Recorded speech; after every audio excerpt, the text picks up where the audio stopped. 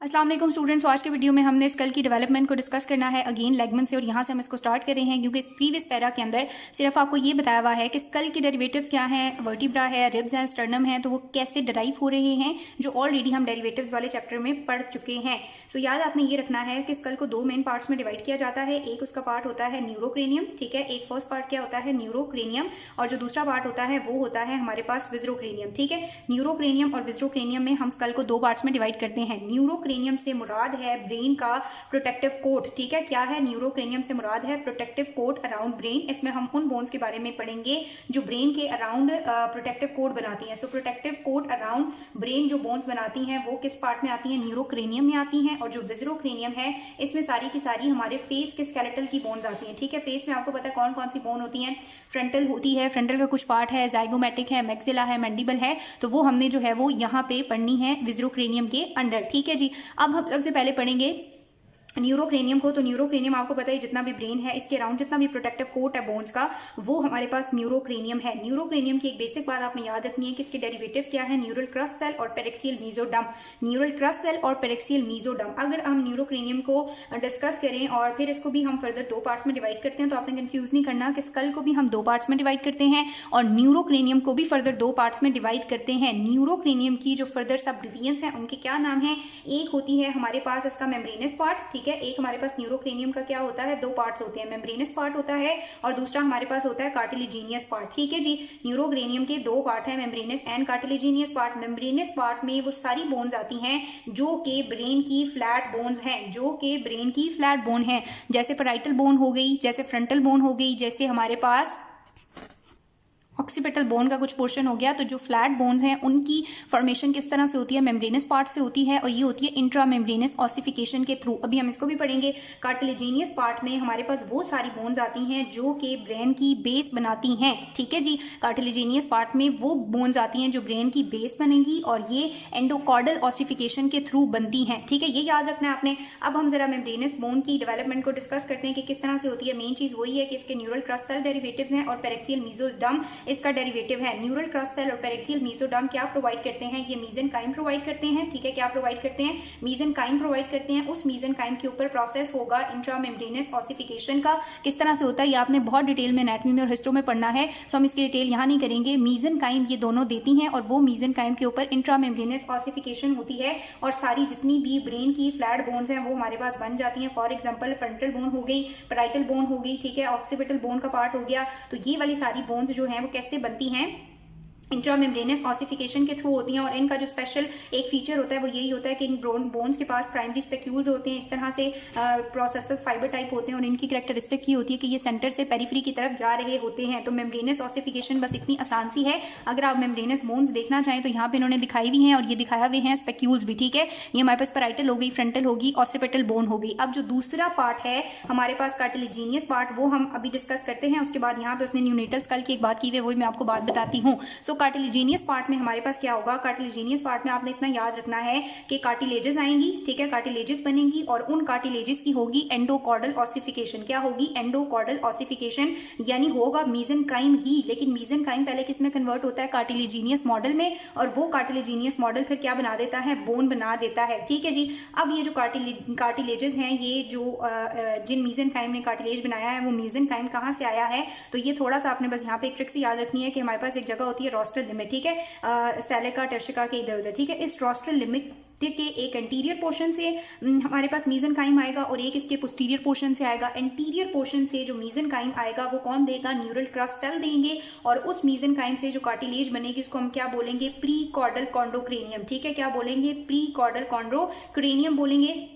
और जो पोस्टीरियरली आएगा, पी से ही आपने याद रखना है, वो पेरिक्सियल मीजोडर्म से मेसेनकाइम आएगा और उसको हम क्या बोलेंगे, कॉर्डल कॉन्ड्रोक्रेनियम। क्या बोलेंगे, कॉर्डल कॉन्ड्रोक्रेनियम। अब ये होगा कि ये जो दोनों कार्टिलेजेस हैं इन दोनों की ये आपस में फ्यूज होंगी और इनकी फ्यूजन से हमारे पास क्या बन जाएगी, बोन बन जाएगी। कौन सी बोन बनेगी, जो बेस की जो ब्रेन की बेस बना रही है, ठीक है। फॉर एग्जाम्पल कौन सी बोन है आपके पास, एथमॉइड बोन है, वो ब्रेन की बेस में पड़ी हुई होती है। स्फीनॉइड है, स्फीनॉइड का ग्रेटर विंग है, स्मॉलर रिंग है, और ये यहाँ पे इन्होंने बुक में आपको दिखाए हुए भी हैं। तो इस तरह से बस आप सिंपल इसके फ्लो चार्ट की फॉर्म में इसको याद करेंगे तो इसमें कोई भी चीज़ मुश्किल नहीं है, ठीक है। ये हमारे पास वो बेसिकली कुछ बोन्स उसने दिखाई हुई हैं जो एंडोकॉर्डल ऑसिफिकेशन से बनती हैं, ठीक है। तो जो पहली चीज़ थी हमारे पास कि न्यूरोक्रेनियम के दो पार्ट थे, मेम्ब्रेनस और कार्टिलेजिनियस। तो आपने देख लिया कि मेम्ब्रेनस पार्ट में क्या होती है, इंट्रा मेम्ब्रेनस ऑसिफिकेशन और सारी फ्लैट बोन बनती हैं, जबकि कार्टिलेजिनियस पार्ट में कार्टिलेजेस फ्यूज होती हैं और उनकी फ्यूजन से एंडोकॉर्डल ऑसिफिकेशन होती है और एंडोकॉर्डल ऑसिफिकेशन के थ्रू आपके पास क्या बन जाती हैं, वो बोन जो ब्रेन की बेस बनाएंगी, ठीक है। अब उसके बाद हम विज़ुरोक्रेनियम को भी डिस्कस करते हैं, लेकिन विज़ुरोक्रेनियम से पहले उसने एक दो बातें की हैं, ये बातें की हुई हैं कि जहां पे ना हमारे पास समझ लो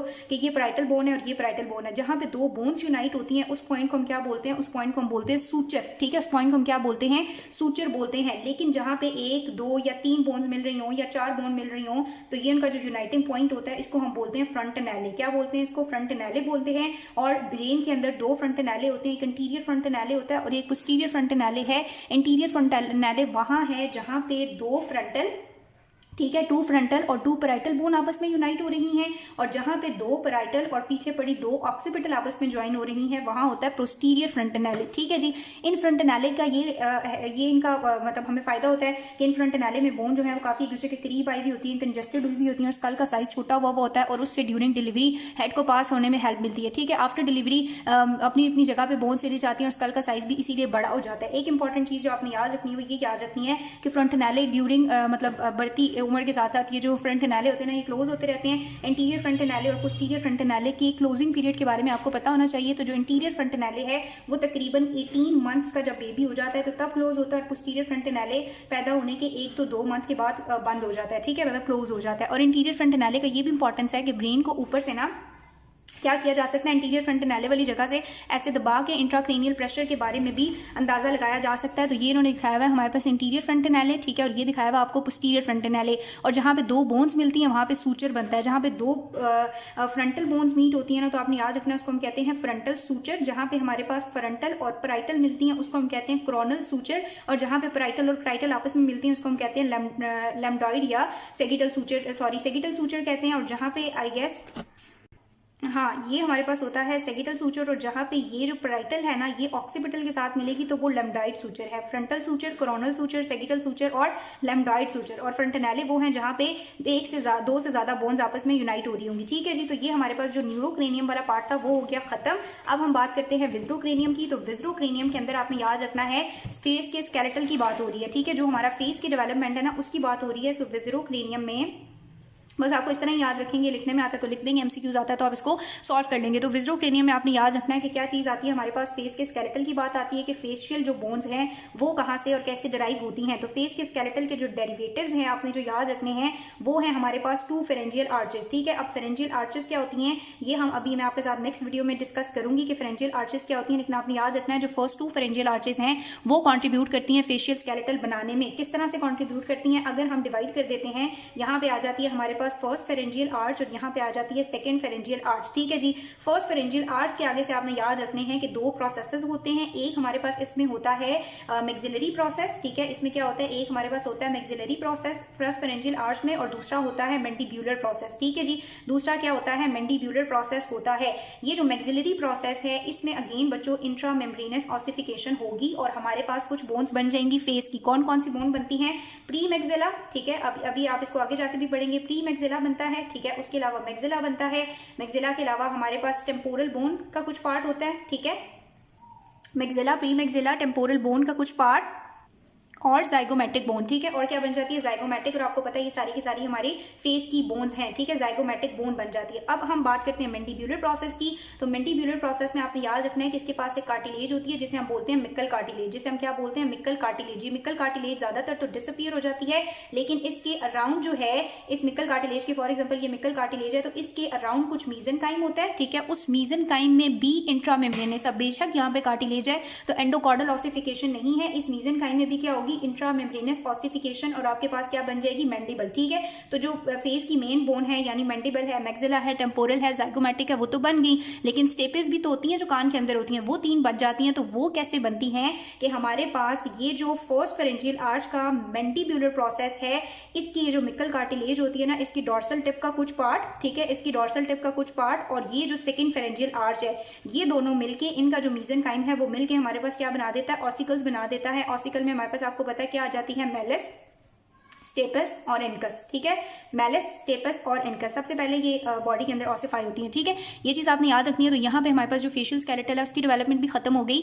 विज़रोक्रेनियम में फेशियल स्केलेटल है जो कि दो फेरेंजियल आर्चेस से बनता है। कौन सी pharyngeal arches? First pharyngeal and second pharyngeal. First pharyngeal के दो प्रोसेसेस हैं, वो डिफरेंट चीज़ें बना रहे हैं, जबकि जो फर्स्ट फेरेंजियल का मैंडिबुलर प्रोसेस है उसकी कार्टिलेज जहाँ से डिसअपियर नहीं होती उसका कुछ पार्ट, और सेकंड फेरेंजियल आर्च मिलकर हमारे पास क्या बना देता है?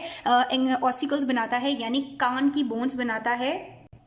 और ये जो सारे का सारा मीजेनकाइम है, यानी जो हमारे पास ये वाली सारी बोन बना रहा है, ये बना रहा है, ये बना रहा है, ये सारे का सारा बोन मीजेनकाइम आपके पास कहाँ से आता है? न्यूरल क्रस्ट सेल से आता है। न्यूरोक्रेनियम में न्यूरल क्रस्ट सेल और पैरेक्सियल मेसोडर्म दोनों थे। विज़ुअल क्रेनियम में सिर्फ डेरिवेटिव क्या होगा? Neural crest cell. बाकी बच्चों ये जो फेशियल डेवलपमेंट है ये हम फेरेंजियल आर्चेस वगैरह की डेवलपमेंट के साथ भी पढ़ेंगे, लेकिन इस चैप्टर से जो बेसिक ओवरव्यू था अभी तक वो यही था। आप इसको इसी तरह फ्लो चार्ट की फॉर्म में कर लेंगे तो ये आपके लिए बहुत ज़्यादा ईजी हो जाएगा।